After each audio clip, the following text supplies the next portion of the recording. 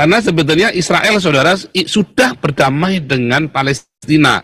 Nah, si Hamas ini yang kurang ajar, yang maunya Israel itu lenyap dari muka bumi. Nah, itu masalahnya, itu aja masalahnya.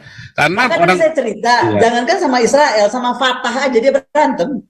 iya, si Hamas aja sama Fatah berantem. Yasser Arafatnya yang bunuh si Hamas ini kan, dibunuh sendiri sama. Berantem, gimana dong?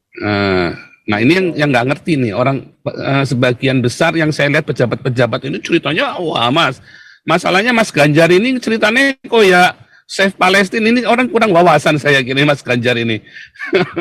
Jadi jengkel juga saya nih. Mungkin beliau nggak cukup punya waktu untuk menerangkan bagaimana makna Save Palestine itu, gitu loh.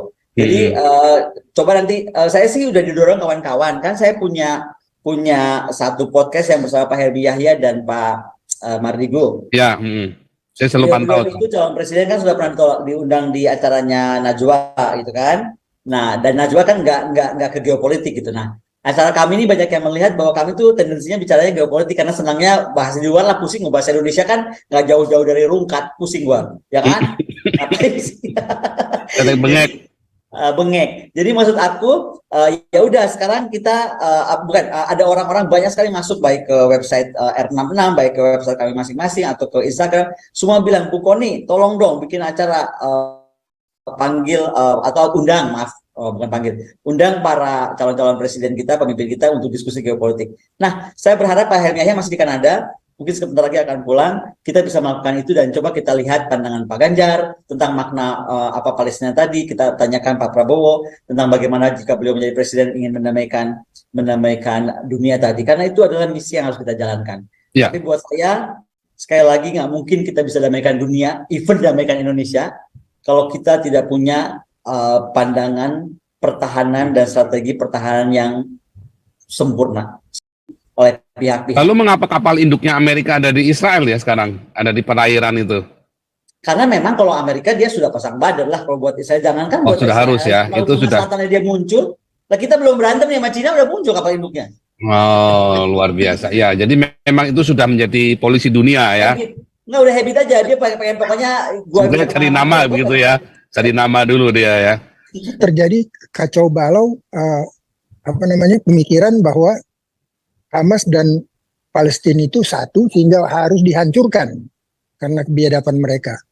Nah, ini yang saya khawatirkan. Sebenarnya isu-isu ini sudah berkembang di luar, terutama dari salah seorang ahli keuangan dari Amerika.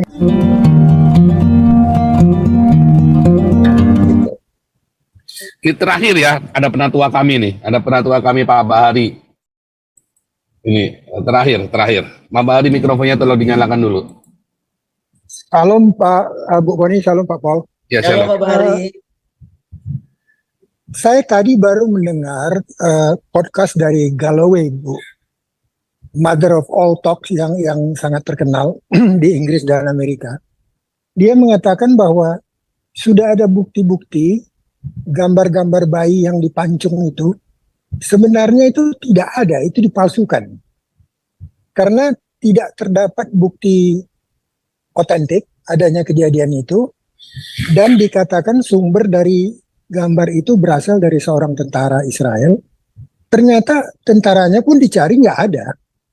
Jadi mereka bilang ini satu hoax yang dikembangkan oleh dunia barat dan pers mainstream barat untuk membakar seluruh dunia internasional, menganggap Hamas itu biadab dan sebagainya. Sehingga yang terjadi adalah menyamaratakan antara Palestina dengan Hamas, sedangkan Hamas dan Palestina itu berbeda. Beda banget. Di mana orang Palestina itu sendiri ditindas oleh Hamas di jalur Gaza. Jadi dalam hal ini kalau menyerang secara membabi buta, yang sekarang menjadi korban sangat banyak itu adalah anak-anak Palestina yang sudah lebih dari 100 anak bayi, anak kecil yang meninggal karena kena bom dan sebagainya. Dan ini sangat berbahaya karena Arab Saudi baru mengeluarkan pernyataan bahwa dia membekukan semua perjanjiannya dengan Israel yang terjadi selama ini, di mana dia mengambil satu sikap bahwa harus ada satu negara merdeka Palestina di bumi Palestina. Jadi istilah dua negara dalam satu daerah itu adalah sesuatu yang sangat sulit untuk dijalankan. Dan Hezbollah sudah bersiap untuk menyerang dari Lebanon, di mana ini bisa skalanya menjadi sangat besar, dan sampai saat ini negara-negara Barat itu masih beranggapan bahwa mereka menghancurkan Palestina untuk menghancurkan kebiadaban. Padahal yang biadab itu Hamasnya, dan Hamas itu juga tidak bisa disamakan dengan ISIS. Karena Hamas sendiri berantem dengan ISIS di beberapa tempat gitu. Jadi sekarang terjadi kacau balau pemikiran bahwa Hamas dan Palestina itu satu sehingga harus dihancurkan karena kebiadaban mereka. Nah, ini yang saya khawatirkan. Sebenarnya isu-isu ini sudah berkembang di luar, terutama dari salah seorang ahli keuangan dari Amerika yang mengatakan this has been planned long time ago. Karena Biden sendiri 30 tahun yang lalu pernah bicara di Senat, if there is no Israel, we will make it. Jadi Israel itu memang sengaja dibuat oleh Amerika untuk menjadi penyeimbang kekuatan di Timur Tengah, untuk menjaga jangan sampai negara-negara Timur Tengah itu sangat kuat dan bersatu gitu. Demikian informasinya Pak Bu Koni, apa benar itu? Terima kasih Bu Koni. Terima kasih Pak Bahri. Saya sih nggak bisa juga membuat pernyataan benar atau salah tanpa saya gunakan alat ya. Karena kalau untuk lihat hoax atau bukan, saya harus pakai alat gitu. Nah, tapi intinya adalah kalau terlepas dari apapun yang terjadi, kita mesti paham ya, kalau sudah perang begini, perang propaganda itu main. Jadi kalau udah perang propaganda, apa aja bisa dikarang. Kita udah harus siap-siap itu. Contohlah, baru berapa puluh bulan lalu kita menghadapi katanya Rusia yang begini, si Putin yang berkuasa karena pengen jadi SAR Rusia lagi, Putin yang minggu depan bakal mati, ya kan? Rusia yang bakal bubar, ya kan? China yang juga sebentar lagi ini, semua ini akhirnya tambah kuat. Nah, makanya Amerikanya, Eropa juga kan lagi pusing ngadepin Putin. Nah, jadi sekarang menurut saya lebih baik kita sekarang ya pertama kita sangat menyesalkan kalau betul Arab Saudi membatalkan semua ada statement resmi, karena saya belum baca Pak ya, membatalkan semua resmi perjanjian tentang Abraham Accord. Itu berarti kita mundurnya jauh sekali ke belakang. Bahwa pernyataan tentang tadi Trump menyatakan harus ada Israel dan lain-lain, ya gimana Pak? Nggak usah Trump Biden, maksudnya Biden itu, bukan Trump. Biden. Ya, pernyataan Biden, sorry. Kalaupun Biden ngomong begitu, nggak usah dia ngomong juga Israel udah ada. Jadi ada hal yang kita mesti, udah lu ngomong apa sih sebenarnya gitu loh. Karena saya sekali lagi melihatnya ini kalau betul dunia itu ingin damai dan kita betul-betul ini kembali ke Indonesia ya, betul-betul ingin menyelesaikan ini, maka marilah kita rakyat Indonesia ini bersatu, bersepakat nggak sih? Masalah utamanya di mana?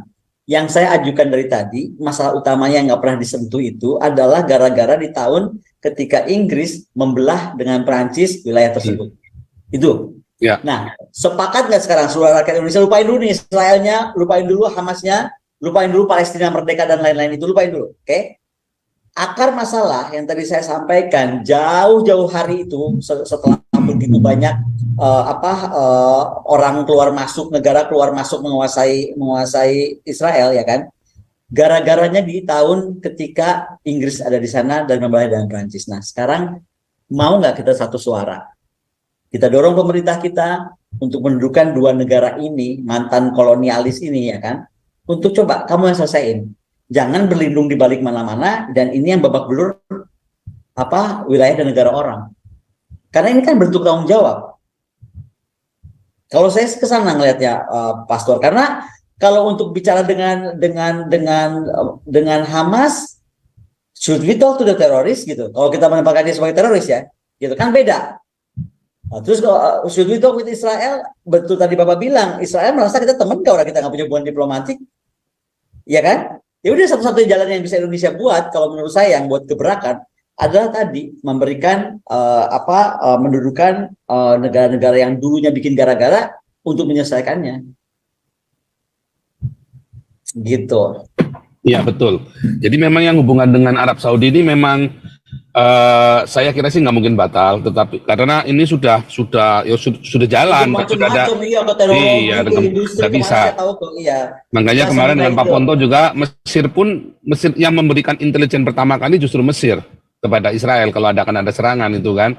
Tapi memang kalau saya sih melihatnya memang ini kemarin kita bahas dengan Pak Ponto ada masalah culture sosiologi dan tadi ya historis juga agama bagi orang Israel, tapi bukan perang agama ya, tapi tentang pembiaran di hari Sabat ini. Cuman itu kita sudah bahas kemarin, kita nggak balik lagi. Cuman yang menarik sekali ya penutup ya, apakah mungkin dalam kondisi seperti ini ya, dalam kondisi yang sudah ini pasti akan habis-habisan ya, akan terjadi seperti yang dituduhkan oleh media Indonesia, genosida terhadap orang Palestina ini, Bu Ngoni. Oh, genocide terhadap Ya, Palestina. kan dituduh di genosida. Israel sedang menggenosida orang Palestina di jalur Gaza kan, mau dibunuh semua. Saya tuh kadang-kadang nggak ngerti ya, kenapa ada kalimat-kalimat seperti itu kayak bombastis banget ya. Genosida tulisannya ya, makanya. Iya, di satu sisi apa kemudian di Israel nggak ada korban gitu. Jadi gini loh, kita bisa lihat ya, ada negara yang hobinya playing victim. Jadi dia jualan kalau dia itu caranya korban, dia menderita. Contohnya yaitu negara yang dipimpin oleh si Mr. Zong. Ceritanya penuh penderitaan. Tapi ada negara yang bilang we gonna solve this problem dengan apapun kita tetap tegar berdiri sebagai negara. Rusia dan terus sampai hari ini. Nah, menurut saya Israel will do the same like Russia. Jadi udahlah, jangan ngomong genocide, jangan ngomong begini. Buktinya kalau memang Putin mau, itu Presiden Putin menyatakan kemarin di Pavel. Iya, sudah selesai Ukraina. Selesai, udah keep dari hari pertama, hari kedua, hari ketiga juga. Tapi I don't do it because I don't want to take Kiev kan. Yang mau gue kasih tahu, NATO lu berhenti, ini batas lu, keterlaluan lu, udah jangan masuk kan, udah gue warning nih, kan begitu.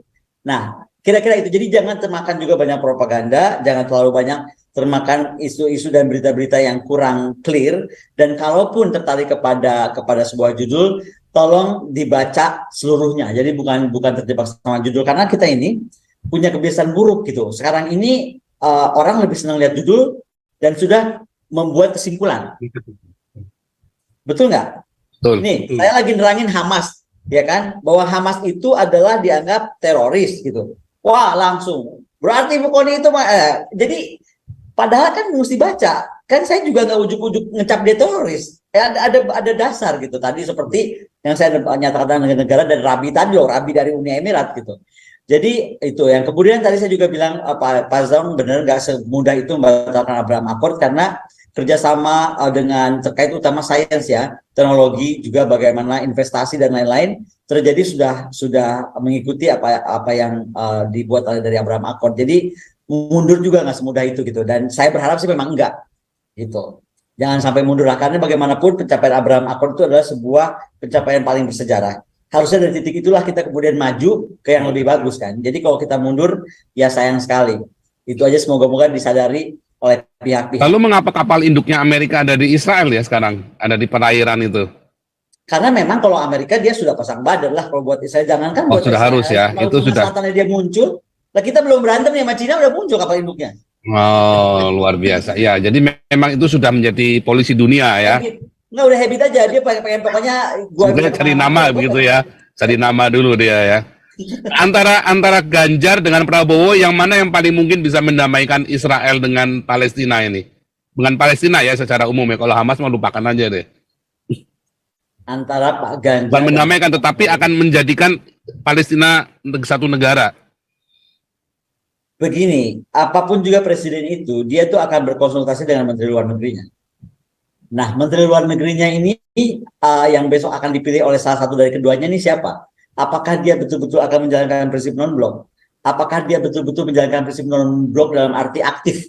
Karena non-blok itu bisa pasif. Yang pasif itu apa? Aduh, pura-pura nggak lihat lah, gue nggak ngeliat, gue lihat aja deh yang lain, nanti ikutan apa, gue ikutan. Nah, itu yang pasif.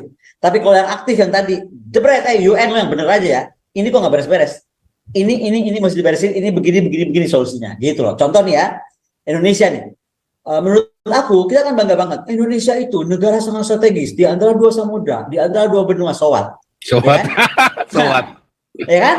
Dulu nih enak aja tuh si Portugis sama Spanyol, lu ke kanan, lu ke kiri, bagi dua dunia. Dread masalah di Maluku, betul? Itu lewat era itu lalu tiba-tiba muncul. Oke, Global North orang kaya semua, Global South orang susah semua. Kira-kira kan begitu kan? Sekarang kalau kita memang punya geopolitik view yang benar, Indonesia itu dibagi horizontal karena kita itu ada dan menguasai abad masa depan, yaitu Indo-Pasifik. Bagi empat, dua blok itu kita kerjasama dengan Rusia, dengan Cina, dengan Iran, dengan Pakistan, namain deh, Korea Utara kalau perlu. Semua negara yang dianggap merah itu, oke? Tapi yang lain kita kerjasama dengan Amerika, dengan NATO countries, dengan Australia, dengan apapun. Itu baru keren. Itu artinya kita mengendalikan wilayah kita, posisi strategis kita, bukan cuma menggembar-gemborkan kita strategis. Dan itu saya nggak bisa jawab apakah antara Pak Ganjar atau Pak Prabowo, karena sekali lagi beliau itu nanti akan jadi presiden, beliau ini. Jadi yang akan advisor paling utama adalah menteri terkaitnya. Ya, siapapun presidennya nanti yang bisa mendamaikan adalah Ibu Koni nanti. Amin, anggap doa aja, doa. Amin. Doa. Oh amin, serius ya. Ini saya memang serius ya. Saya serius. Ini anggap aja ini nubuatan, saudara ya. Tapi serius ya, saya nggak main-main karena memang saya bukannya saya bercanda, saudara. Ketika saya dan Haifa sudah setuju ya, tinggal kapan mau ngundang Ibu Koni dan mungkin sama Pak Ponto ya, karena Pak Ponto ternyata pernah diundang oleh Mossad ya. Saya kangen juga loh pengen ke Israel, pengen ke Tel Aviv. Ya makanya kita akan ini supaya memang benar-benar terwujud, karena sebetulnya Israel, saudara, sudah berdamai dengan Palestina. Nah si Hamas ini yang kurang ajar, yang maunya Israel itu lenyap dari muka bumi. Nah itu masalahnya, itu aja masalahnya. Karena makanya orang saya cerita, jangankan sama Israel, sama Fatah aja dia berantem. Iya, si Hamas aja sama Fatah berantem. Yasser Arafat aja yang bunuh si Hamas ini kan, dibunuh sendiri sama. Berantem, gimana dong? Nah ini yang nggak ngerti nih orang, sebagian besar yang saya lihat pejabat-pejabat ini ceritanya, wah Mas, masalahnya Mas Ganjar ini ceritanya kok ya Save Palestine, ini orang kurang wawasan saya kira Mas Ganjar ini. Jadi jengkel juga saya nih. Mungkin beliau nggak cukup punya waktu untuk menerangkan bagaimana makna Save Palestine itu, gitu loh. Jadi coba nanti saya sih udah didorong kawan-kawan, kan saya punya satu podcast yang bersama Pak Helmi Yahya dan Pak Mardigo. Ya, saya selalu pantau. Itu calon presiden kan sudah pernah diundang di acaranya Najwa gitu kan. Nah, dan Najwa kan nggak ke geopolitik gitu. Nah, acara kami ini banyak yang melihat bahwa kami tuh tendensinya bicaranya geopolitik karena senangnya bahasa di luar lah, pusing, bahasa Indonesia kan nggak jauh-jauh dari rungkat, pusing gua, ya kan? Bengek. Bengek. Jadi maksud aku ya udah sekarang kita ada orang-orang banyak sekali masuk baik ke website R66, baik ke website kami masing-masing atau ke Instagram, semua bilang Bu Koni, tolong dong bikin acara panggil atau undang para calon-calon presiden kita, pemimpin kita untuk diskusi geopolitik. Nah, saya berharap Pak Helmi Yahya masih di Kanada, mungkin sebentar lagi akan pulang, kita bisa melakukan itu dan coba kita lihat pandangan Pak Ganjar tentang makna apa Palestina tadi, kita tanyakan Pak Prabowo tentang bagaimana jika beliau menjadi presiden ingin mendamaikan dunia tadi, karena itu adalah misi yang harus kita jalankan. Ya. Tapi buat saya, sekali lagi nggak mungkin kita bisa damaikan dunia, even damaikan Indonesia, kalau kita tidak punya pandangan pertahanan dan strategi pertahanan yang sempurna, sama seperti era Bung Karno dulu. Jadi kita hanya akan jadi jago teriak-teriak, kita kuat, nomor sekian, terus apa gitu. Kalau nomor sekian, atau punya apa sekian-sekian nggak bisa terbang, apa kemana-mana nggak ada bahan-bahan bakar buat apa. Jadi menurut saya kita harus realistis itu, sebelum kita melakukan sesuatu untuk orang lain, lakukanlah sesuatu untuk diri kita sendiri. Kalau aku itu. Kalau Bung Karno masih hidup, Bung Karno ini akan pro Hamas atau pro Israel ya kira-kira ya. Ini kita membayangkan aja nih filosofi beliau. Kadang-kadang pastor ini nanya dikira gue ini penerawang kali, nggak bisa pastor aku. Oh enggak, kan punya paradigma Bung Karno, bukan perspektif loh. Ini kita nggak cerita perspektif lagi loh, paradigma loh. Bu Koni kan riset tulisannya Bung Karno kan. Jadi spiritnya itu beda zaman. Ketika Bung Karno ada sekarang dan melihat bagaimana perkembangan perlakuan dunia kepada Rusia, bagaimana perlakuan dunia kepada Ukraina yang harus diinternalisasi, bagaimana kemudian Cina dianggap nandes lainnya itu sekonyong-konyong tanpa historical claim dan lain-lain. Saya rasa Bung Karno akan meluruskan hal itu. Jadi, nah, itu yang saya maksud. kejujuran kepada dunia itu atau kebenaran itu harus disuarakan, dan kita tahu Ya. betul Bung Karno tuh Lihat dari tulisan-tulisan beliau, filosofinya beliau, dan bagaimana beliau bisa berubah, menilai sesuatu, dan beliau mau tuh paling mengakuinya.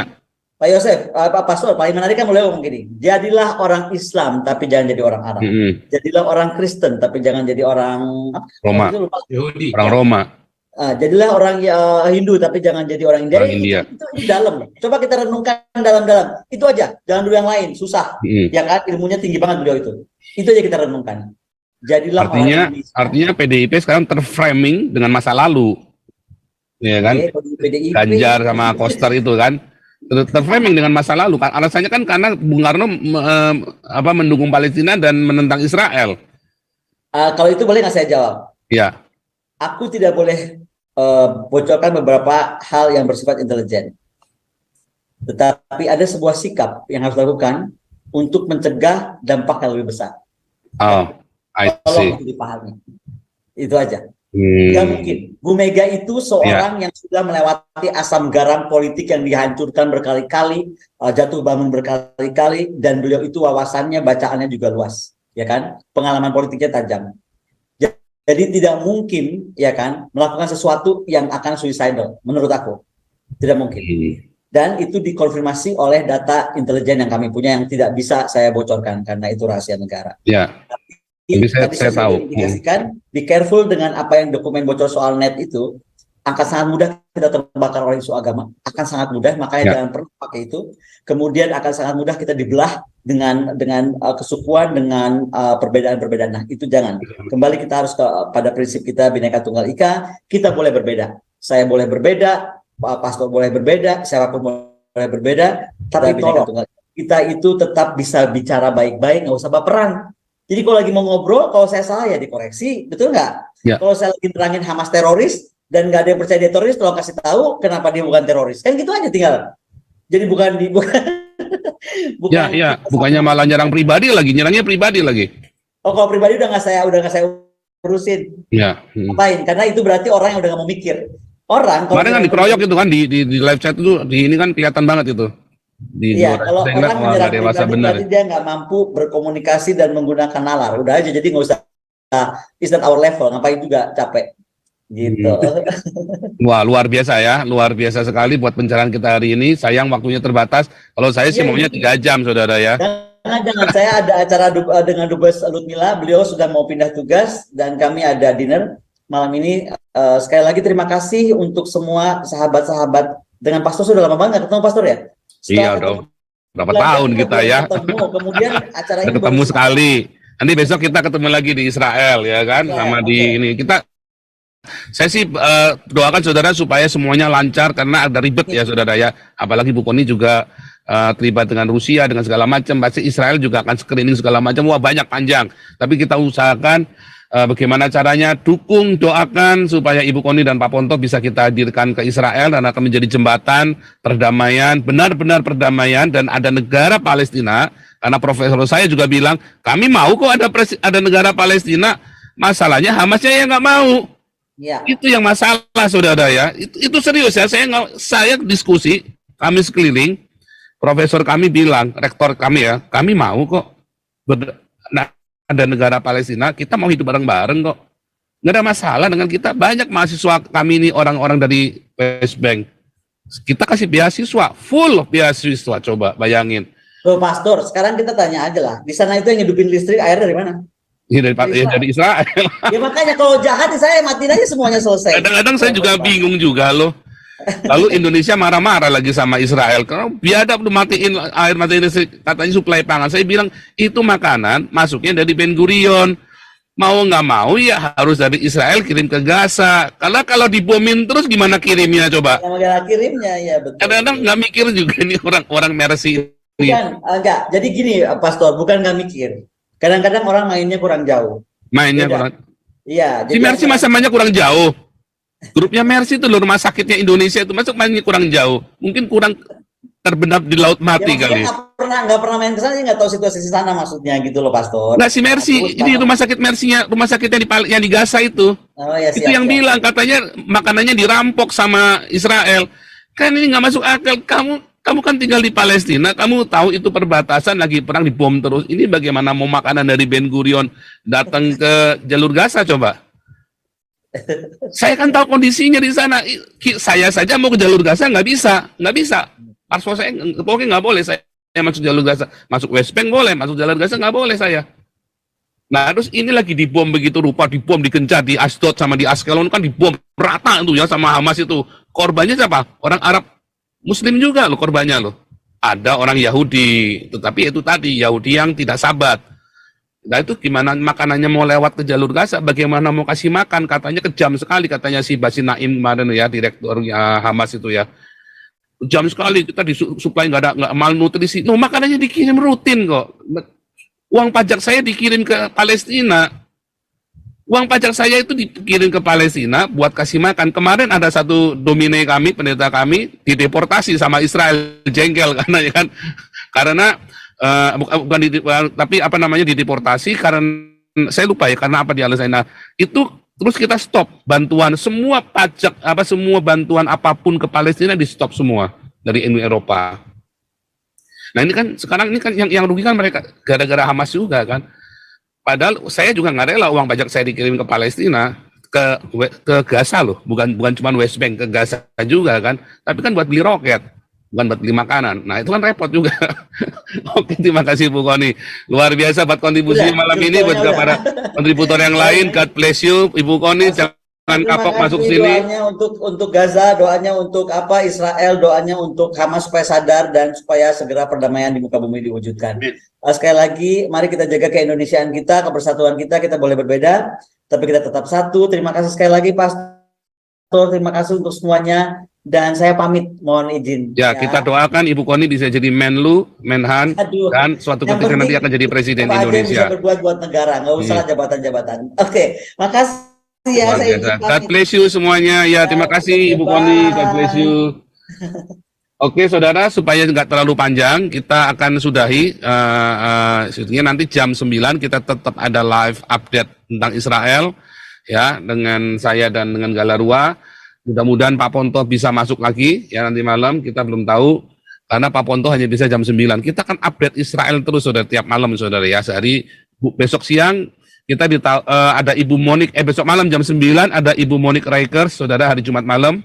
Jam 3 sore, saya usahakan tetap bisa live, saudara ya, tetap ada update.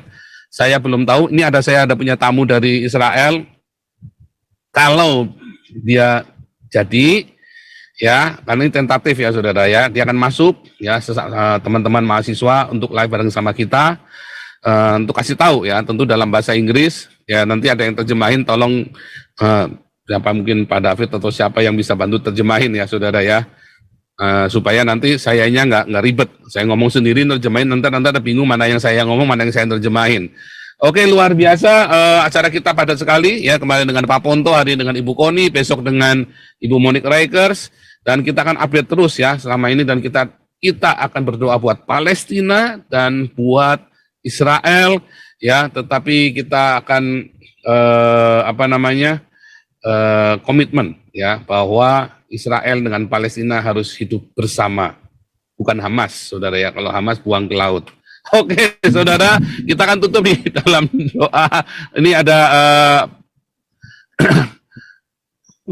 ini ada Pak Bahari, boleh pimpin doa Pak Bahari.